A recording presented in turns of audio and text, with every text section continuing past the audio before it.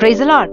எரிக்கோ பட்டணம் முழுவதுமாக இஸ்ரவேலர்கள் சுற்றி வந்த பொழுது முழுவதுமாக கீழே விழுந்தது. ஆனால் ஒருவருடைய வீடு மாத்திரம், அலங்கத்தின் மேல் இருந்த வீடு மாத்திரம் விழவில்லை. அது யாருடைய வீடுன்னு பாத்தீங்கன்னா, சிவப்பு நூல் கட்டப்பட்ட ராகாபின் வீடு மாத்திரம் அந்த அலங்கத்தில் இடியவில்லை. பிரியமானவர்களே, அந்த சிவப்பு நூல் எதை அடையாளப்படுத்துகிறது என்றால் கிறிஸ்துவின் ரத்தத்தை அடையாளப்படுத்துகிறது. சிவப்பு நூல் கட்டப்பட்ட ராகாபின் குடும்பம் காப்பாற்றப்பட்டு இருக்கும் என்றால், இன்று இயேசு கிறிஸ்துவின் ரத்தத்தினால் தோய்க்கப்பட்ட உங்களுடைய வாழ்க்கையும் உங்களுடைய குடும்பத்தினருடைய வாழ்க்கையும் ஆசீர்வாதமாக்கப்பட்டிருக்கிறது இயேசுவின் நாமத்தினாலே. எந்த ஒரு பாவத்தின் சம்பளமாகிய மரணமும் உங்களை நேரிடவே முடியாது. ஏன்னா கிறிஸ்துவின் நீதி, கிறிஸ்துவனுடைய நீதி, அந்த ஜீவனின் பிரமாணத்திற்குள்ள நீங்கள் ஆளுகை செய்யப்பட்டுக் கொண்டிருக்கிறீர்கள். பிரியமானவர்களே, தெளிக்கப்பட்டிருக்கிற ரத்தத்தினிடத்திற்கு நீங்க வந்து சென்றிருக்கீங்க. அதனால் அவர் உங்களை காத்துக் கொண்டிருக்கிறார். விட்டு என்றும் எடுபடாத நிழலாக அவர் எப்பொழுதும் உங்க கூட இருக்கிறார். ஆமென். God bless you all.